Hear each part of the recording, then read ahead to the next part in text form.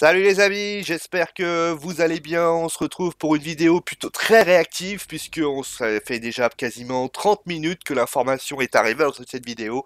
En effet, Antoine Kombouaré a été donc démis de ses fonctions et n'est plus donc l'entraîneur du Toulouse Football Club. La défaite, bien évidemment, hier soir à Saint-Privé-Saint-Nizaire en National 2 a donc précipité le limogeage de l'ancien entraîneur de Guingamp et du Paris Saint-Germain. Alors, la question qu'il va falloir se poser, elle va être sur plusieurs points. Déjà, on va bien sûr dresser le bilan d'Antoine Kombouaré du côté de Toulouse. On va essayer de comprendre, est-ce qu'il est fautif? Est-ce qu'il est fautif concrètement d'avoir pas su faire ceci? Est-ce qu'il est le seul fautif? Est-ce qu'il est fautif par rapport aux autres? Alors certes, certains critiqueront les joueurs, d'autres parleront de la direction, mais également, on va parler, bien sûr, de qu'est-ce qu'il faut faire maintenant.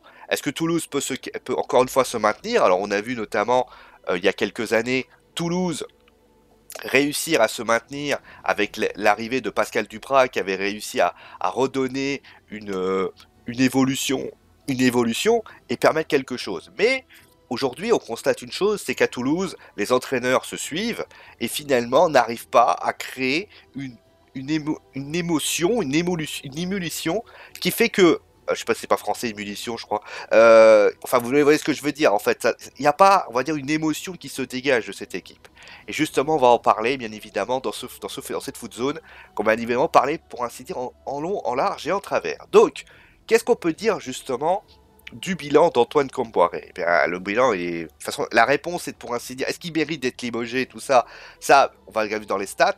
Si on regarde statistiquement parlant, bien évidemment, qu'Antoine Kombouaré, il fallait peut-être qu'une décision devait être prise. Alors une décision sportive en tout cas, que Olivier Saint-Dran devait prendre comme décision, et il s'avère que la décision a été prise. Antoine Kombouaré restait sur 10 défaites consécutives, championnat, Coupe de la Ligue, Coupe de France confondues. La situation était calamiteuse, il ne parvenait pas à trouver des solutions, et au final, eh bien, quand on regarde la situation de Toulouse, et ben finalement il fallait faire un électrochoc et Antoine Kombouaré devait quitter. Alors c'est très dur pour lui parce que il a quand même un CV qui avait quand même apporté quelque chose. On pense notamment à Guingamp où il avait fait des belles choses, au Paris Saint-Germain où il a été notamment limogé alors qu'il était premier du championnat. Mais la réalité elle est ainsi. Quand vous êtes en problème de performance, eh ben, il faut y aller. Maintenant, je voudrais aussi cibler quelque chose qui pour moi est très important. C'est-à-dire que on constate une chose qui est pour moi, Alain Casanova qui a donc débuté la saison, pardon, eh bien, a pas réussi à redresser l'équipe. Antoine Kombouaré, qui est pour moi un entraîneur qui a su notamment parfois relever l'équipe. Alors, je parle pas de Lens parce que Lens c'est particulier. Il y avait des problèmes financiers et tout ce que tu veux. Et je pense que Antoine Kombouaré n'est absolument pas fautif de ça. La question c'est est-ce qu'il est fautif par rapport à cette situation? Alors, tu fais venir un entraîneur qui est quand même pas le petit entraîneur de banlieue que l'on connaît pas, et tu fais venir un entraîneur qui finalement a déjà su, entre guillemets, remettre l'équipe à l'endroit, essayer de faire des choses, notamment l'année dernière, quand il reprend Dijon, et qu'il réussit finalement à remettre l'équipe à sa place et à les sauver. Donc, est-ce que le message ne passait pas? Et surtout, moi j'ai quand même le sentiment qu'il y a quand même quelque chose à deux vitesses. C'est-à-dire que tu as... Alors, dernier point, pourquoi aussi tu as voulu renvoyer l'entraîneur, c'est parce qu'on rappelle qu'il y a les droits télé qui arrivent très bientôt. Les droits télé qui sont, je rappelle, vont être rehaussés puisqu'on passe de 800 millions d'euros à 1 milliard et quelques. Donc ça veut dire que si tu perds, tu loupes la sortie, finalement tu te la fais prendre dans la gueule. Donc finalement c'est quand même un petit peu gênant par rapport à ça. D'où le fait qu'Olivier Sadran a encore pris des décisions. D'ailleurs c'est Denis Zanco, le directeur technique de formation, qui prendra sa place. Mais moi ce que j'ai envie de dire, moi, j'ai envie de parler d'une chose qui pour moi est très importante dans un club, dans une institution ou dans tout ce que tu veux. Moi, la question que je me pose, c'est quand tu regardes Toulouse, quand tu regardes ce qui est alors ville de foot, ville de rugby, en tout cas, et quand on regarde bien Toulouse, on se rend compte que Toulouse n'est pas non plus une équipe française qui est mal vue par. Enfin, dans les équipes qui jouent souvent, on pense souvent que le stade toulousain est souvent retiré Et souvent mis en avant, voilà, souvent l'équipe phare, et après Toulouse et l'équipe envers. C'est sans doute le cas, parce que le stade toulousain a des trophées, le stade toulousain, le rugby est quelque chose de très fort du côté de Toulouse, donc il y a une institution rugby. Mais le football n'est pas mis en cause. On voit notamment dans le stadium, ça se passe très bien, le stadium est souvent plein, même si parfois, alors en ce moment c'est un peu la grisaille, parce que forcément l'équipe marche ou pas bien, l'équipe a des difficultés, etc., etc. Donc, le truc, c'est pourquoi ça se passe comme ça. Et on constate notamment que du côté de Toulouse, il n'y a pas d'ambition. Il n'y a pas d'ambition. C'est-à-dire que quand tu regardes Toulouse jouer, tu sens que c'est une équipe qui a quand même un bel effectif. Moi, je vais vous les citer, les joueurs qui m'apprécient. Par exemple, un mec comme Max-Alain Gradel. Max-Alain Gradel, on va pas se mentir, c'est quand même le joueur qui plaît par rapport à ça. On peut citer William Vainqueur, qui a notamment joué à Marseille, qui a souvent joué à l'AS Roma, etc. On peut citer Gongalves, on peut citer Morera, on peut citer et ainsi de suite. La réalité, c'est que quand tu regardes cette équipe, bah, tu te rends compte que cette équipe a quand même un vrai potentiel, et c'est pas une défaite contre Lyon 3 buts à 2 qui fait que cette équipe, elle a pu dégringoler à ce point-là. C'est que je pense que cette équipe aujourd'hui, les joueurs ne ressentent pas, entre guillemets, une forme d'ambition. Je parlais vraiment, j'ai oublié d'Ossévi. Une forme d'ambition, c'est-à-dire que tu as le sentiment que cette équipe, elle manque d'ambition, elle manque d'envie, et forcément, et l'entraîneur, quand il va face à une équipe qui est en difficulté dans un point de l'objectif, c'est quand même compliqué parce que lui doit essayer de dire voilà, il faut que vous vous mainteniez. Maintenant, lui, bien évidemment, n'a pas su retourner la situation, mais il n'a pas su retourner la situation parce qu'au final, les dirigeants, eh ben, ne ressentent pas cette envie de retourner la situation. Certes, ils changent d'entraîneur, ils font des électrochocs, mais au final, la direction n'est pas la même. On n'a jamais vu, par exemple, à Olivier Sadran, est-ce qu'Olivier Sadran est déjà venu taper du poing sur la table en disant aux joueurs, bah, à un moment donné, il faut que vous preniez votre responsabilité. Denis Zanko, directeur technique de formation, n'a pas fait non plus. Et puis, dernier point aussi très important, c'est que tu veux une équipe jamais, on va dire, jamais vu le mot dans Toulouse, jamais vu un mot, c'est une équipe compétitive. C'est jamais le mot compétitive. C'est toujours vu une équipe qui, voilà, était là, on savait pas vraiment pourquoi elle jouait, quels étaient ses objectifs. Et forcément, ça influe au niveau des joueurs. Alors tu vas me dire, oui, mais certains joueurs s'y complaient. Mais je pense que un mec comme Gradel, il est resté par fidélité au club, mais il est pas resté par objectif. Donc au final, Antoine Comboiré, il n'est pas non plus il est responsable parce qu'il n'a pas su faire marcher l'équipe, il n'a pas su apporter à cette équipe le peps qu'il aurait fallu avoir. Maintenant, on le sait, Antoine Comboiré, quand il dit par exemple, ils ont eu des occasions autant que nous, tu te poses une question, tu te dis, en fait, le mec, il est même rentré dans le mode Toulouse. C'est en fait quand tu regardes la déclaration de Toulouse, je sais pas si je peux vous de Comboiré, pardon. Attendez, je vais vous la trouver, la déclaration de Comboiré, elle est assez lunaire. Attendez, je vais vous la trouver. Attends. Je vais vous la trouver, vous inquiétez pas. Lunaire. Voilà, les propos lunaires après l'élimination. Tu te dis à un moment donné que quand même, tu perds face à Saint-Privé-Salisère. Il n'y a rien honteux de perdre contre une équipe de National 2, ça peut arriver. Hein. Mais le truc, la tenue des propos positifs à l'issue du match. Où il dit il faut féliciter les joueurs de 100%, à la limite pourquoi pas, qui ont réalisé un gros match, ont mérité. Ils ont eu des opportunités comme nous. Tu es Toulouse. Ligue 1, National 2. Alors on va me dire oui, mais Bourg-en-Bresse a eu des... Oui, mais c'est déjà Bourg-en-Bresse, excuse-moi de dire ça. Lyon les a calmés en point de 3, en 22. De notre côté, on a fait le match qu'il fallait, mais sans parvenir à marquer. Forcément, on s'expose. Les joueurs ont été plus précis, il faut, je le redis, les féliciter. Maintenant, il faut se focaliser, on est fragile mentalement, cela s'est encore vu en fin de match, on n'a pas eu les occasions pour ouvrir la marque, on voulait enclencher une bonne dynamique, bon après, bon, c'est autre chose. Quand tu vois le discours d'Antoine Comboiré, tu te sens que c'est le discours que les dirigeants disent, c'est « Oh, non, n'en fais pas trop, hein. Oh, ben attention, hein. » Et d'ailleurs, Romain Molina, qui a fait une vidéo sur YouTube, l'exprime aussi. C'est « Il faut surtout pas avoir d'ambition à Toulouse. » C'est ce qu'il disait, et il a raison. Moi, je le ressens comme ça. C'est qu'en fait, il faut pas d'objectif, il faut pas d'ambition. Il faut juste rester en Ligue 1. Alors, des fois, le Giroud disait, il faut jouer le maintien. Là, ils jouent le maintien parce qu'ils sont derniers du championnat. L'année dernière, quand ils sont à deux doigts de se faire charter, à aucun moment, t'as un électrochoc, t'as un sentiment de te dire, allez, on va être ambitieux. Quand Toulouse se qualifie pour la Ligue des Champions, avec Gignac, avec d'autres joueurs, c'est quand même une équipe de Toulouse qui a quand même ramené des beaux joueurs, quand même. Sissoko, Gignac et bien d'autres.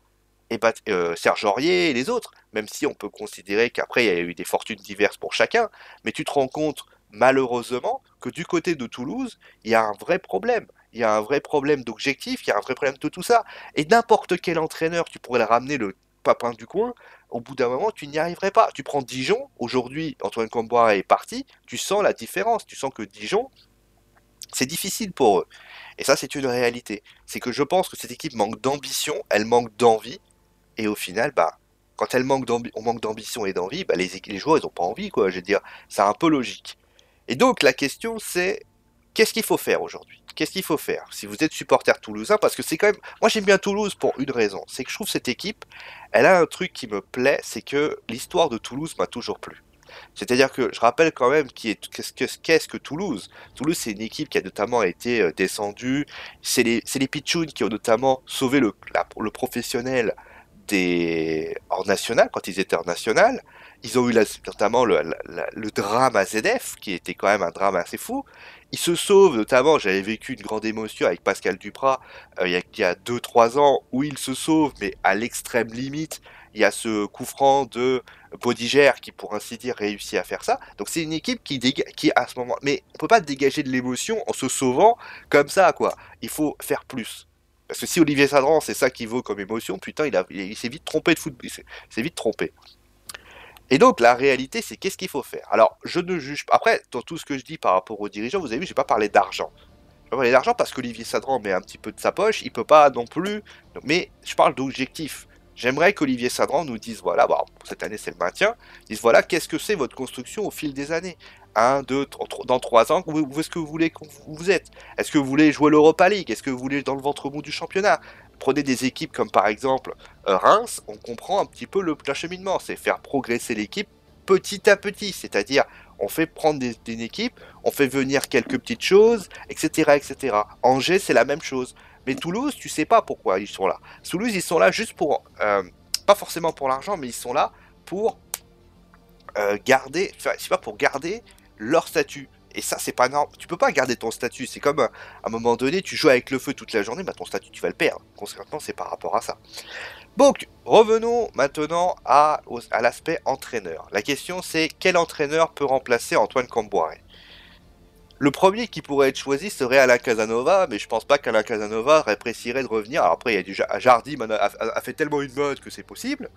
Maintenant, quel entraîneur est disponible? Moi, j'ai fait le tri des entraîneurs disponibles et clairement, il y a pas grand monde. Il y a pas grand monde. Bon, Silvino, pas la peine d'y penser. L'autre côté, donc j'ai regardé les entraîneurs qui ont été limogés. Hein, j'ai pris les entraîneurs limogés 2019, entraîneurs limogés Ligue 1. Voilà, on va mettre comme ça. Parce que tu peux pas prendre Pascal Duprat hein, pour information. Alors,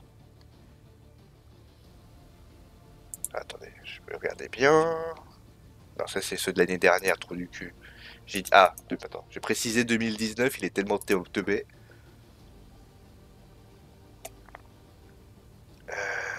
Voilà, c'est ça. Donc, il y a eu, ok, Silvino. Non mais, putain. Bon, c'est pas grave. Il y a eu notamment il y a eu le départ de Ghislain Printemps à Saint-Étienne, mais c'est pas lui qui va te sauver la mise, alors que, voilà, on va pas te sauver la mise. Je vois pas pourquoi Ghislain Printemps réussirait là où Antoine Camboire a pas réussi. Il y a Jocelyn Gourvenec, mais Jocelyn Gourvenec, le problème de Gourvenec, c'est que il a pas réussi à maintenir Guingamp, alors qu'il connaissait le club. Est-ce qu'il peut s'en sortir par rapport à ça? Donc déjà, deuxième point. Alors, Val oh, mais je veux 2019, les enfants. Alors, il y a Leonardo Jardim, parce que je l'ai oublié, lui. Leonardo Jardim, qui peut s'en sortir, parce que Jardim, il a cette... Mais je vois pas Jardim arriver, mettre en mode commando, surtout que Toulouse, c'est pas Monaco. Vous voyez ce que je veux dire? Donc après, il peut tenter sa chance, mais j'y crois pas. Et puis, je pense que Jardim va vouloir un salaire relativement. euh, il va vouloir quelque chose. Euh, après, les autres noms, ben, je vais pas vous mentir, j'en ai pas énormément. Vaid Halilhodžić, pourquoi pas? Pourquoi pas? À un moment donné, ça peut être une idée. Ça peut être une idée, parce que je pense que Vaid peut prendre l'équipe et les relancer. On pense Nantes l'année dernière, il y a quelques années, où il avait pris l'équipe, il avait réussi à faire quelque chose de l'équipe, notamment, etc., etc. Pourquoi pas? Pourquoi pas? Pourquoi pas? Je veux dire, j'ai envie de te dire, pourquoi pas? Moi, je suis plutôt apprécie, pourquoi pas? Clairement, c'est une réalité, voilà, pourquoi pas? Pourquoi pas? C'est une possibilité. C'est une possibilité. Après, peut-être, moi, ce que je penserais faire, alors je sais qu'on va me dire, oui, c'est un peu ambitieux. Dans l'actuel problème des choses, je pense que le problème de Toulouse, il est qu'il faut quelqu'un qui puisse dynamiter cette équipe, puisse apporter de l'ambition, puisse apporter quelque chose. Des quatre entraîneurs que j'ai cités, c'est peut-être, il n'y a pas un entraîneur qui se dégage. J'exagère quand je parle de Jardim, parce que Jardim viendra jamais au TFC.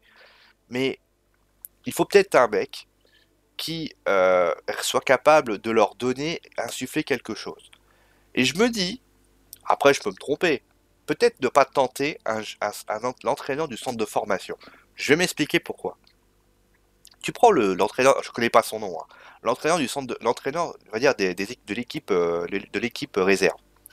Tu le fais venir. Et de là, Sadran et lui, ils s'assoient. Ils posent des fondations claires en expliquant qu'ils vont faire appel aux jeunes, parce que les zones de formation ont, comme qui dirait, les dents longues. À ce moment-là, il essaye, entre guillemets, de faire bouger cette équipe. Et il essaye de faire bouger les choses. Parce que, ou alors, il faut un entraîneur de caractère. Et le problème de l'entraîneur de caractère, j'en ai pas. J'en ai pas parce que quand Boiré était un entraîneur de caractère, était un entraîneur quelque chose, on pouvait se poser la question de pourquoi il a été fait, est arrivé par rapport à ça, mais de mon point de vue, ça pourrait donner. J'ai pas d'entraîneur commando qui me vienne en tête. Luis Fernandez pourrait être une solution. Pourquoi pas? Luis Fernandez. Roland Courbis, même si Roland Courbis reste sur un échec à Caen, pourquoi pas Roland Courbis? C'est vrai, Roland Courbis peut être la solution. Roland Courbis pourrait très bien venir et essayer de sauver cette équipe. Moi, j'ai envie de dire pourquoi pas. Mais Luis Fernandez a déjà déclaré qu'il voulait pas. Et peut-être Roland Courbis. Voilà, peut-être un Roland Courbis.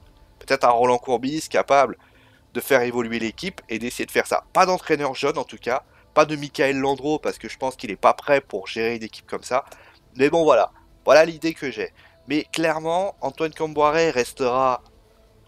J'ai vu un article là justement sur BFM TV, ça me surprend un peu, qui disait qu'on pouvait se demander sur les songeurs, alors qu'il avait, voilà, après, mais il avait quand même réussi à obtenir le maintien. Il disait ouais, c'est le songeur par rapport écarté de Guingamp, nanana.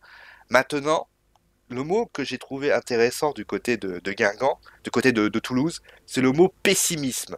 C'est-à-dire qu'on vire tous au pessimisme, on voit du noir, on n'a pas d'objectif. Je pense qu'avant de commencer à parler de foot, de quelque chose, il faut remettre les têtes à l'endroit, il faut que les dirigeants soient ambitieux, et de cette ambition, on va réussir à offrir quelque chose. Parce que là, pour l'instant, on va pas se mentir, les ambitions, ils en ont pas. Voilà.